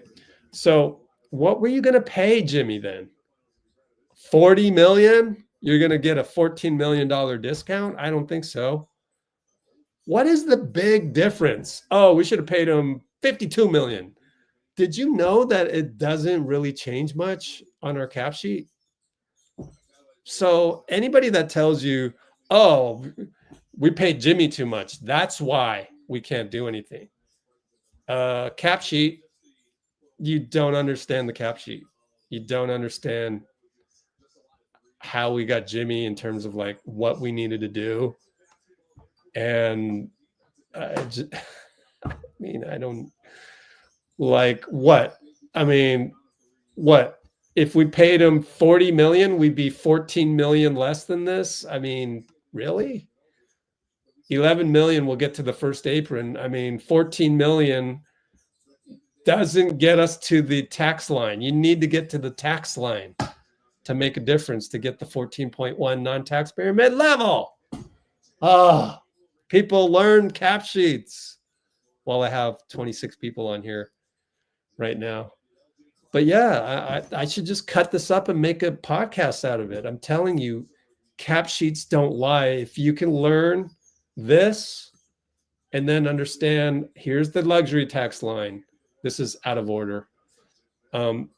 First apron line, second apron line. So you get under the luxury tax, you can use the $14.1 million non-tax mid-level. That really gives you options to go and get guys. That's what Denver's doing. And if you're not Denver, then you're Houston, and you're negotiating with Fred VanVleet to take a discount so we can do this and rearrange that. And then you're, trading out Desmond Bane and Jalen Green. I mean, not Desmond Bane, Dylan Brooks and Jalen Green for Kevin, although those are probably matching salaries. Let's look at Houston while we're at it and learn some things. So back to JK. I brought this up because of JK. him wanting to be Kobe Bryant rather than Guy Santos. Come on, can you really be mad at that? I mean, I'm not mad at that. Like that's a Wednesday in basketball at every single level. Capsheets.com. Let's take a look at what Houston did, because it was pretty cool, actually.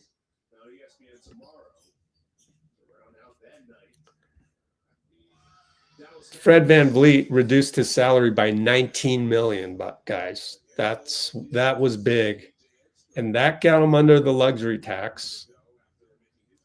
54 million for KD. Let's double check Phoenix to make sure that added up to 54 mil. I'm thinking it might have been less. Dylan plus Jalen is 54. My fault.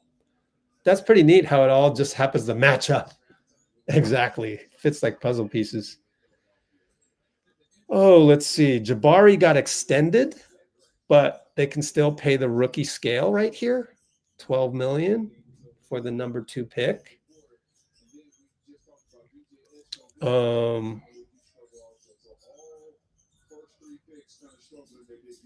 I wonder if the Warriors can do an under the table, take the qualifying offer, and we promise to pay you a bigger one when you're a free agent. I don't know.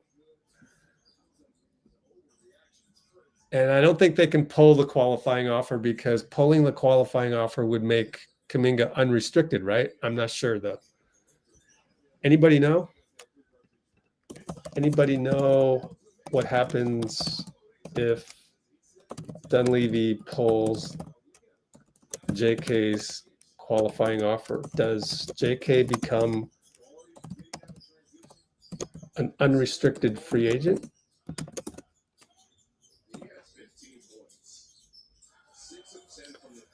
Oh, what's happening in our game? Let's see. Toohey's in there getting some burn. We got, Will Richard is still in the game. Okay, so what did they do? They extended Jabari. They reduced Fred VanVleet by 19 million. They gave Steven Adams a similar deal. That only went up a little bit. Amen Thompson is nice and cheap. And I think that's how they got under the tax, because if you add 19 million to this, then you're near the second apron. So just Fred VanVleet doing this contract, super, super relevant to what they're doing, and they can get under the tax. All they got to do is, I mean, look at this. This is really interesting, right? There's a lot of teams near the tax that are waiting. They're waiting for something. What are they waiting for? They want to make some moves, you would think. It's very enticing to get under the tax when you're near the tax, to get the $14 million non-taxpayer mid-level. But who's out there that they'd want?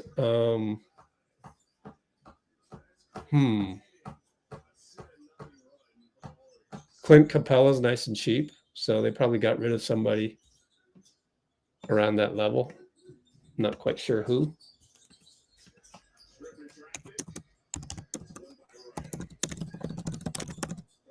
Well, not a lot of teams. I'll say at least Houston and Denver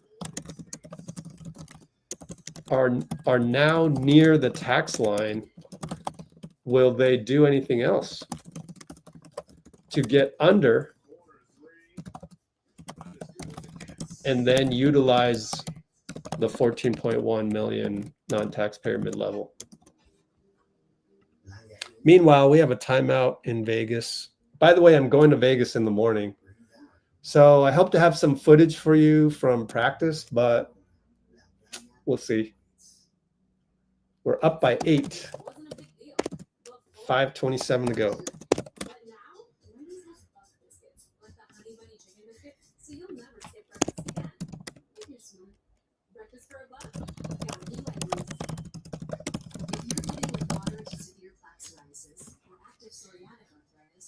lineups can sometimes hold you back. But now there's Sky Rizzy, so you can be all in with clear skin.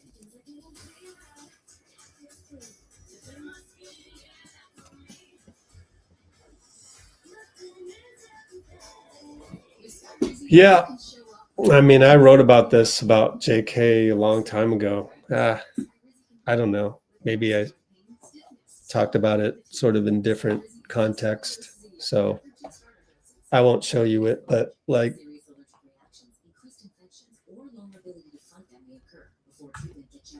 I'm not mad at JK the way he is. He's just being him. To me, it's kind of no different than Guy. Yo, Guy Santos, why don't you get more of your bag? I need to see more of a bag than you got. I need to see more JK moves. Little stutter steps and shit. Like, what is the difference to the, to that expectation?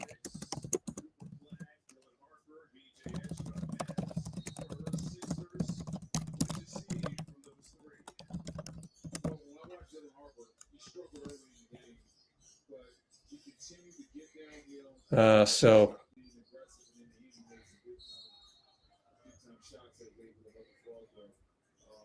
don't get me wrong. I wish JK would do more Gi things. If you've been on any of our, 82 plus live streams last season, you know that I got very perturbed by that. But after a while, I don't think the guy can change. The same thing goes for Steve. Again, it's never one guy's fault. If you want to be mad at JK, also have equal frustration with Steph Curry going, yeah, I need Guy out here because he rebounds when I miss, right? Like, people are the way they are. They're in basketball. It's a zero-sum game. It's everybody does their thing. Steph's thing, shoot from far distances. All of that. Control the game. That comes with a problem. The problem is that it's very hard to integrate a guy like JK, even if you change your identity entirely in the second unit and just have JK come in. That's hard to do without a training camp. But Steph could have demanded it.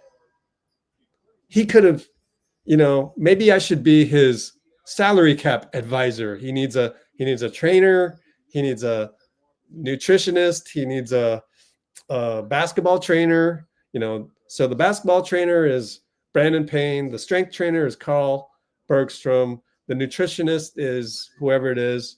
And you need Rich, the cap sheet guy, to help you make sure you have a good future. Because Steph could have seen, he's got a lot on his plate during the season, but I said this, but I blame Steve. I said, Steve, you're giving JK a DNP. You are wasting his contract, and we can't even trade him if you keep this up. Guess what happened? So, but am I mad at Steve? I'm not mad at Steve. I just accept him for who he is, and I realize he has limitations. Now, if I am accepting Steve Kerr as who he is and he has limitations, then why would I not accept JK as who he is and he has limitations? Why would I not accept Guy Santos for who he is and he has a bag that is like this compared to JK? So, but Guy fits the system.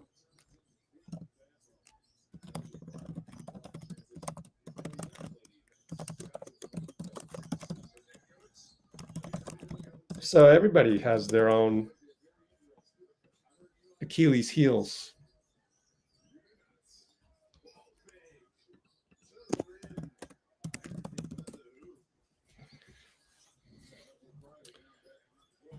Okay, Magnon gets smashed on the and one. Wow, we're gonna win. Wow. So I was wrong. Maybe I should say that more. Maybe I should say more of, oh, the other team definitely has the better summer league roster, and then we'll win that game instead of lose. No problem. Now Lee. Yeah, they've been giving guys days off here and there. The good news is Taran should play on Thursday, and I'll be back here on the live stream for that. And I really hope he plays better, because I was very disappointed that number 30 on their team, whoever that was Sunday, right? Who the heck was that? Does anybody remember? Number 30 on Utah. I think it was 30.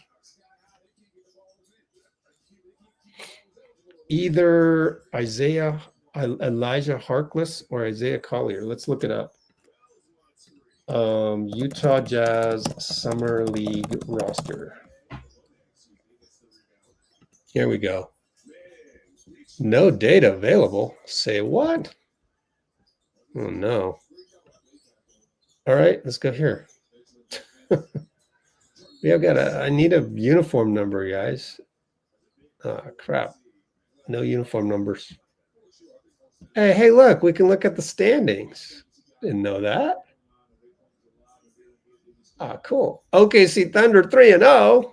That's not fair. Hey, we can go 2-1. Anyway, Summer League roster. Wow, can I pull up the cached version of this? Walter Clayton. All right, visit. No data available. Utah Jazz. Am I going to get uniform numbers? Nope. Come on now. 5 years at UNC. Here. There we go. Uniform number 30. Max Abmas. No, Max Abmas. Max Abmas. Was it him? Short guy, Max Abmas. Yep, that looks like him. 6'0". He couldn't get the ball past the 24-year-old 6'0" guy. So frustrating, man.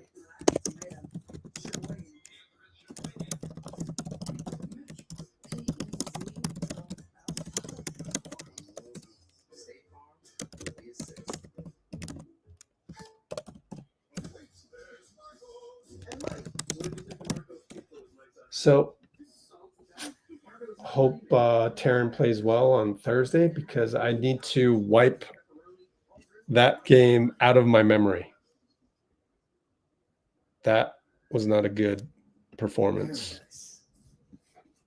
Doesn't always have palm trees.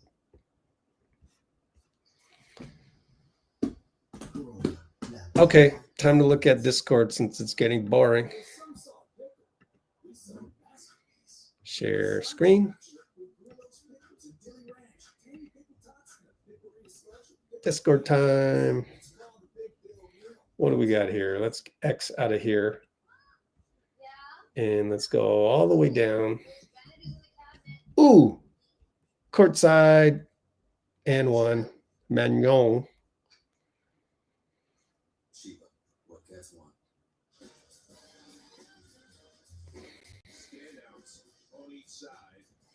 Oh, Brett Siegel is doing some Q&A. What is happening with Kuminga? He met with Golden State last week. The update I got was that things went as expected. No deal, but an understanding of what everything is looking like. Cool, guys. With a player option and trade kicker. Cool. That's good information right here, Brett Siegel. Let's blow this up a little bit. There you go. There's even a question on Beal. So let me continue that, but I do want to save some of this. Next one.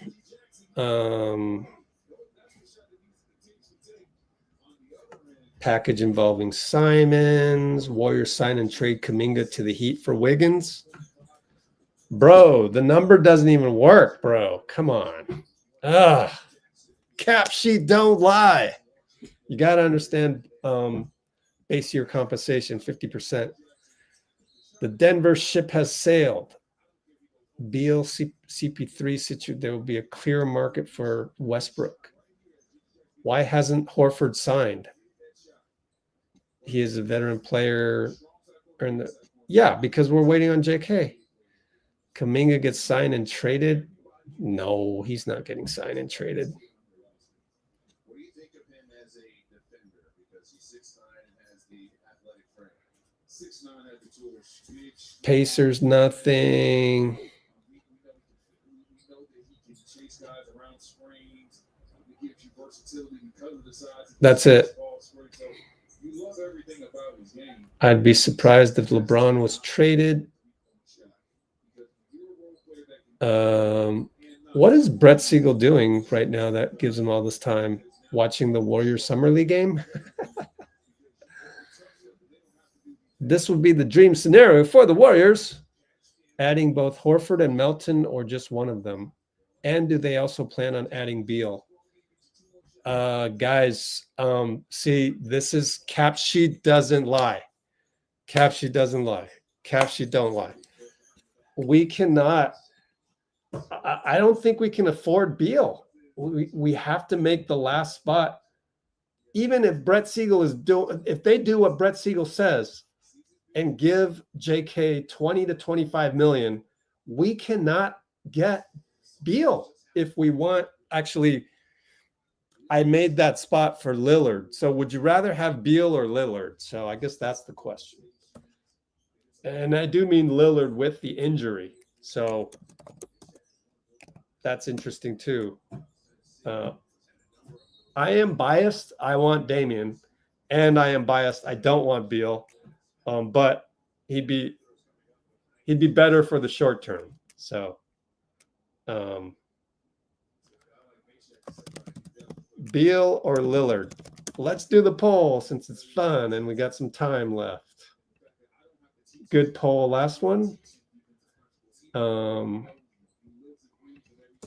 Would you rather have your last older vet men go to injured Lillard or Beal? Now, again, I don't think it's happening because I think there's more money for Beal out there with the non-taxpayer mid-level. But let's just go ahead and do the poll. Bloomers in the house.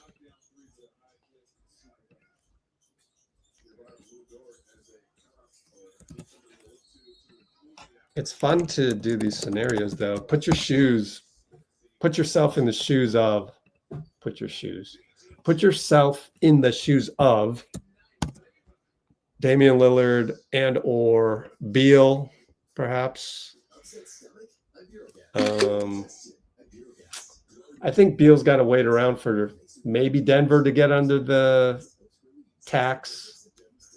Maybe maybe some other team to get under the tax.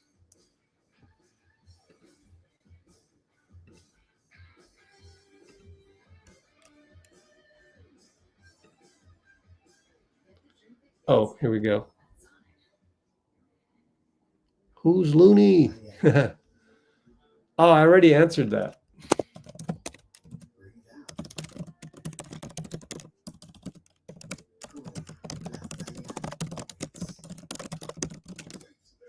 Whoa, I lost my screen.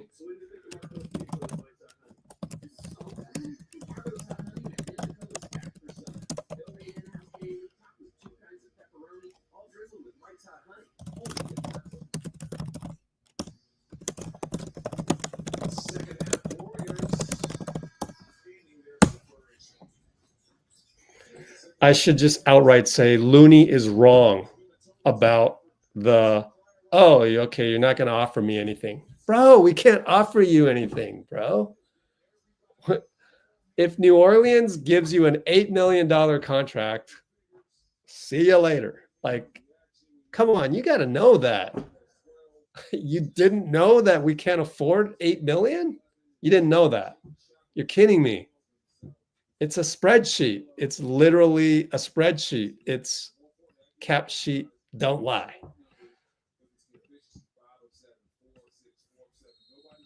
And let me show it to you. For the, I think, honestly, 4th time today. But that's okay. You're learning. You're learning. JK is a huge variable. Let's say he makes 24 mil, which is average annual value of Jabari Smith, a good comparable. We are inching towards the second apron at that point. And so you've got this $5.7 million taxpayer mid-level exception. You can get a guy. It's an exception for being over the cap. So this is the most we can afford to give Looney. We can't give him any more because we're probably going to be in the. We're not going to go into the second apron. No way. No way. So that's what Draymond's mad about. He's mad because Looney didn't get an offer from the Warriors because we just can't afford that. $8 million. Good for you, Joe Dumars. You knew the number that would come over the top. Looney could not say no, and the Warriors would be left frozen. Like there's nothing we can do about it. That's good general management, but it has to translate into wins. Oh, Will Richard just got swatted. That's not good. You got to go up a little bit stronger than that.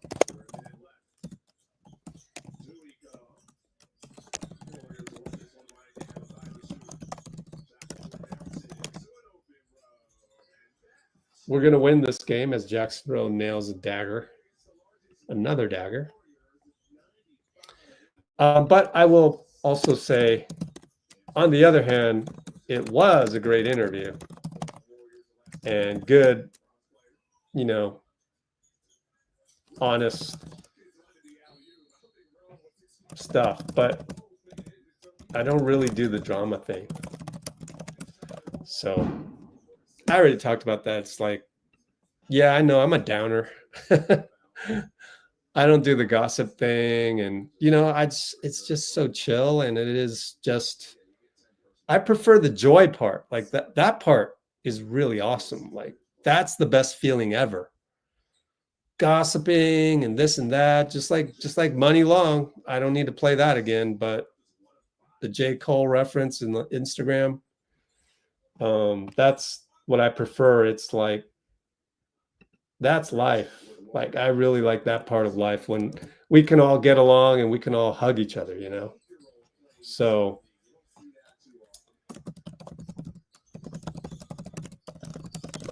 just stay high vibrational. No complaining, no gossiping.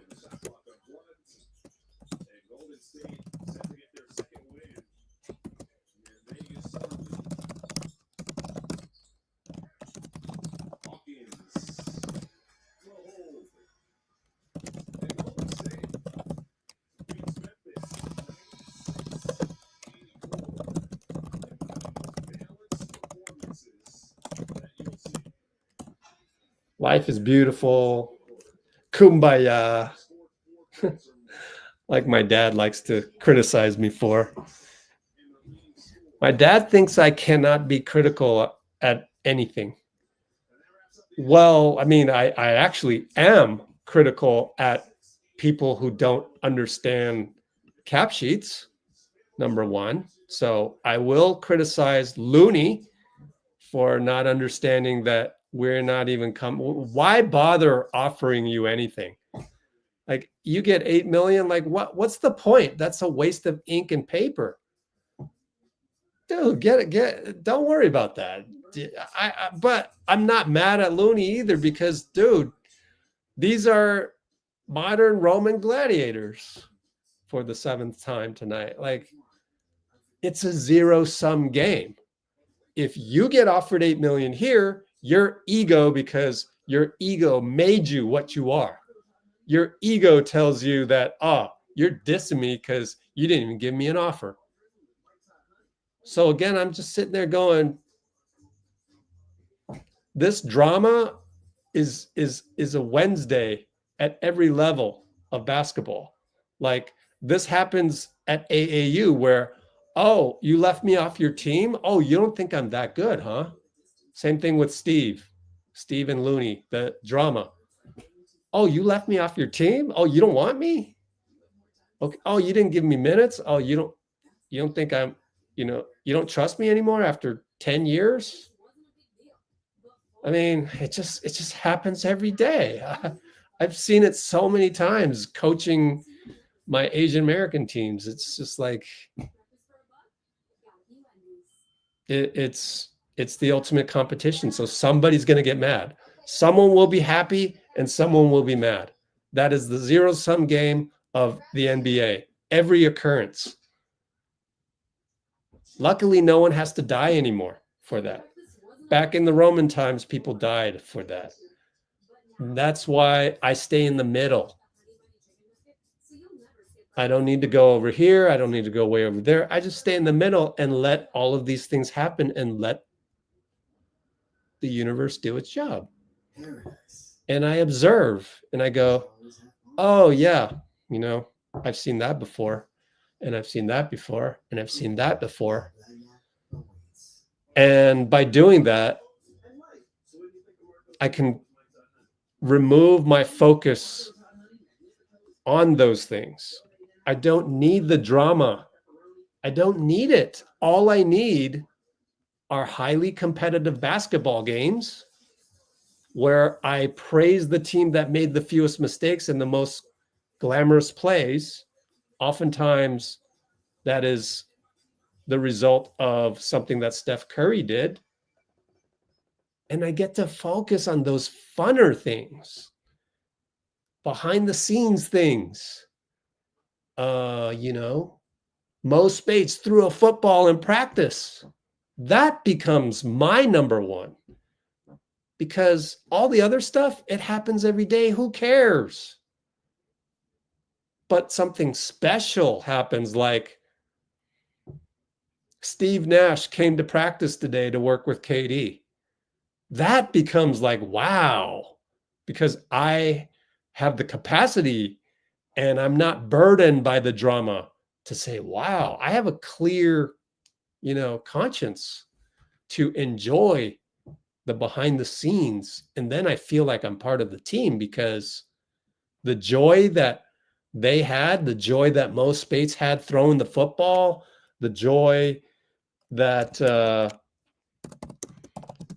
Kevin Durant had with Steve Nash there, just how hard he's working and sweating and all that, the joy that, probably, I haven't gotten a chance to do this, and I probably won't because I'm retired from that, but Buddy Hield just coming into the room and livening up the room. Like, who cares he's in a slump? Who cares Buddy Hield's in 1 for 12? Who cares he's, not worth $9 million? Who cares if, he's next to be on the trading block? Like, that makes the experience more fun. Not the constant complaining about this isn't going right for you, that isn't going right for you. It's like, I know life's hard. Don't make your life, the poll that we did at the beginning of the live stream. Don't make your life based on your environment. The high vibrational stuff and being happy with what you see transpire in this 3D world. First of all, you're happy about it because you're happy with yourself from inside. That makes the environment less of a factor to you. So then you're able to pick out the interesting things. If you're all caught up in this or that, and you're in an argument with somebody, you're feeling bad about yourself, your boss, yelled at you, whatever. Your thinks you are not good enough. The list goes on and on and on. People talk behind your back. You felt you got backstabbed at work or what have you, or any day in basketball. The coach didn't play you, even you've been on the team for 10 years.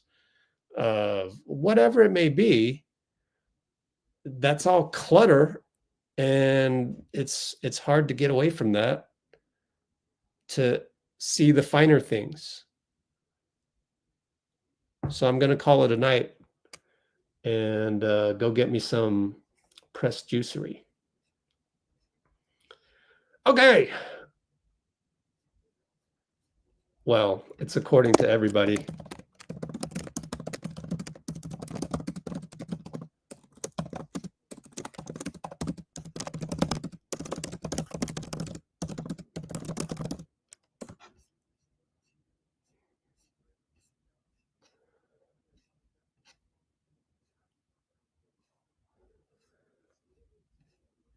Comment about Looney. Nope.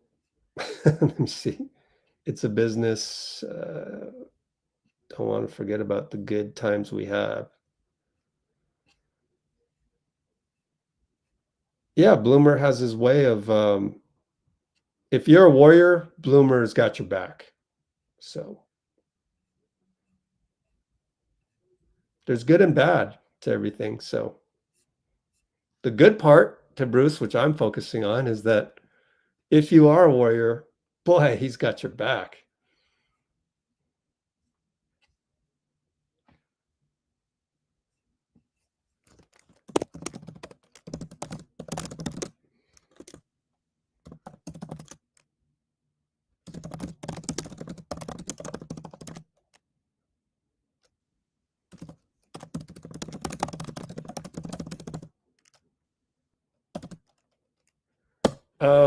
Ball boy, you need to rewind just about.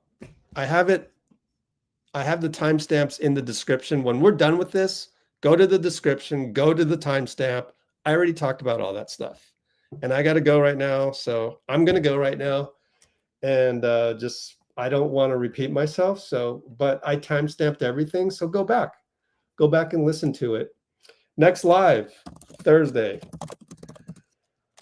We're not doing the Valkyries tomorrow because it's at 12 o'clock and I don't like that time frame. So I am going to be in Vegas. So I literally sacrificed the Valkyries to be in Vegas.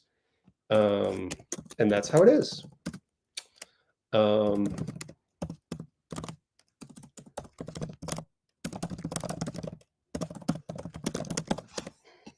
7 o'clock.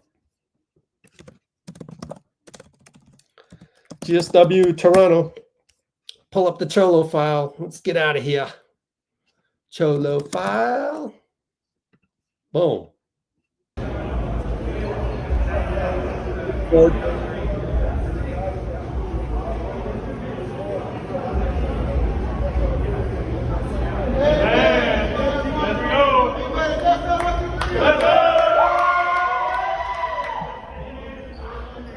Today he came back. He came here today talking about how he got a new blicky. For the uninformed, what's a blicky? You don't know about no blicky, man. You had a blicky? You told me you had a blicky growing up. Yeah. You was a shooter. A strap. Yeah, that's a blicky.